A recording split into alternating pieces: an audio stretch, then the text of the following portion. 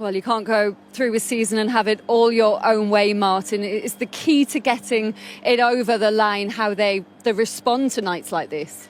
100%. I think the manager was very honest there, very open, and you have to credit Brentford for what they've done here tonight as well. That on the threat they had up top, really good pace.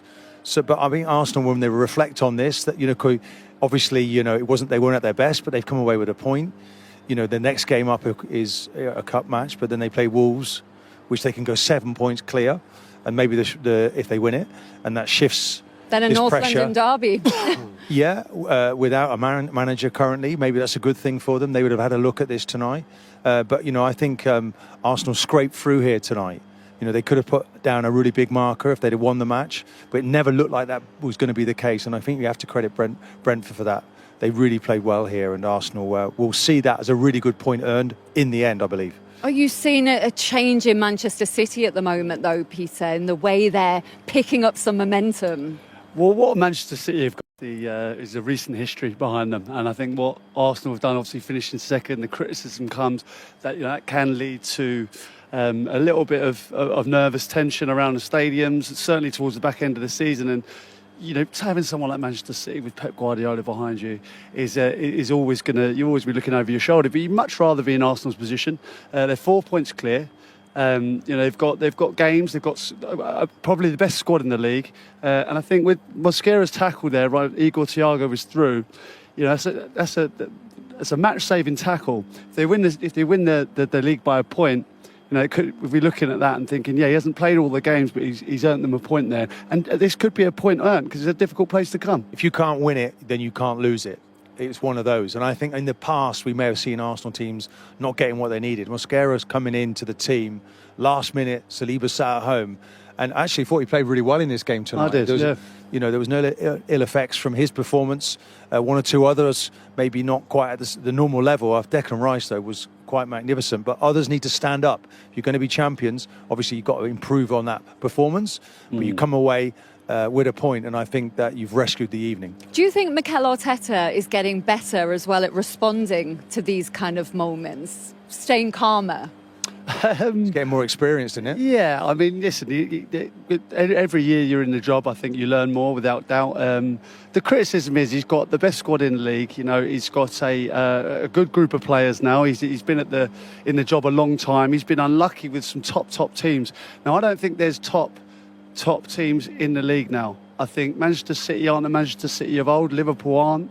Manchester United aren't what they've been. Chelsea the same.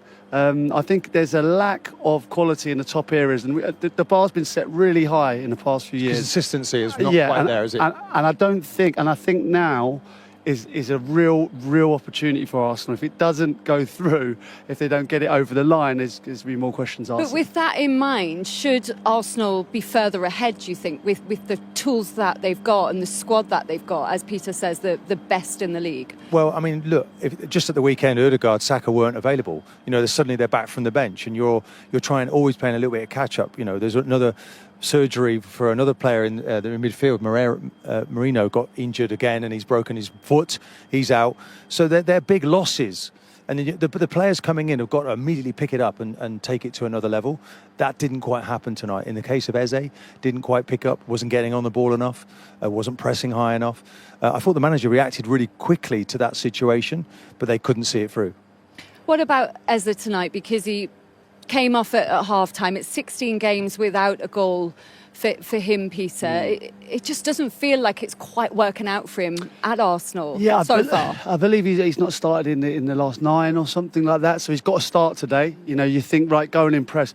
Unfortunately, just felt off the boil, couldn't get on the ball first half. I mean, it was difficult for Arsenal in general, but for him, I felt for him, couldn't get on the ball, and then he doesn't give you that what Ødegaard gives you in pressing, and he doesn't affect it when he hasn't got the ball. So it was a bit of a passenger, if I'm being perfectly honest. I totally understand, and we called it kind of half an hour in he was going to come off, because for some reason it feels at the moment he doesn't fancy him. For whatever reason, and that's going to damage his England chances. I think it's more. I think to say he doesn't fancy him. I think it's more a case of the player doesn't quite understand the structure in the same way Ødegaard does. So Ødegaard knows exactly where to be when the opposition have the ball, and then picking up those little spaces and the little passes and building play. That's something that Ødegaard does well, and Eze hasn't quite picked that up yet. It'll come in time, I'm sure it will, and there'll be moments, and that's where now he has to respond.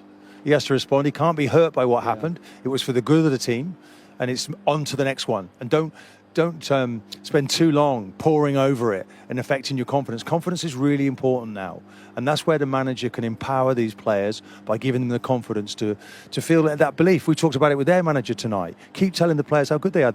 Nothing's really gone wrong here for Arsenal tonight. Big drama. Let's move on. Let's see. You get knocked down, you get up again. Let's see who the fighters are, and let's see who's going to win this. How's your confidence, and Martin? Before we go, one word: will Arsenal win the league? You got to love it. One word. You're never going to. They're in the running. You're not going to get me to commit, but they're certainly. So one word. It's about 15 now. In with a massive chance of winning it. Why not? Yeah, Mikel Arteta looking visibly flat and disappointed there. These are Arsenal's next 6 fixtures in the Premier League. Their rearranged fixture with Wolves, which would have been played on the original date that they were going to play the EFL Cup final, has been brought forward to next Wednesday. It does mean, Theo, that they're going to play in the league again before Manchester City play their next game. How important could that be? Yeah, really important. It's I felt like with Man City getting the points yesterday, the days before, it's always that job. So look, it's still in their hands. Look, they have plenty of games to make up the points, of course, but everyone was going to look at that game when they play each other. Of course they are, as a neutral. But look, Arsenal, he weren't happy. He would not be happy with that. He'd be unhappy with a lot of players as well tonight because they were indifferent, should we say. Arsenal remain the clear favourites to lift the Premier League title despite being held to a 1-1 draw by Brentford at the GTEC Community Stadium. Noni Madueke's 60th minute header gave the Gunners the lead, but Keane Lewis-Potter's equalizer from a set-piece just 10 minutes later denied them all 3 points. The result leaves Mikel Arteta's side on 57 points after 26 games, 4 points ahead of second-placed Manchester City, 53 points, with Aston Villa third on 50. While the draw trimmed what could have been a 6-point cushion, following City's win over Fulham, the Gunners' position remains commanding. Supercomputer predictions, including from Opta, give Arsenal around 86% chance of claiming the crown, underscoring their consistency and squad depth even amid a dip in form. Declan Rice urged the team to block out external noise and stay focused, emphasizing the race's intensity. Mikel Arteta acknowledged the need to raise levels but highlighted the value of securing a point in a tough away fixture against an in-form Brentford side pushing for Europe. Brentford, now on 40 points, deserved their share for a resilient display. With 12 games remaining, Arsenal's fate is in their hands. Wins in key fixtures could restore a healthier buffer. The title challenge is far from over, but the evidence points to Arsenal holding firm. Please like and subscribe.